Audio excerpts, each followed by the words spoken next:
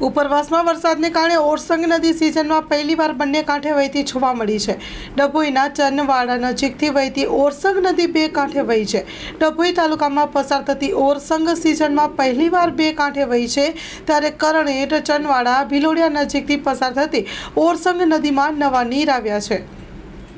નર્મદા નદીમાં ઓરસંગ નદીથી પાણી ભળતા હોય છે, ત્યારે નર્મદા નદીની સપાટી સામાન્ય વધારો જોવા મળ્યો છે। ડભોઈ તાલુકામાંથી જતી ઓરસંગ સિઝનમાં પહેલીવાર બે કાંઠે વહી છે।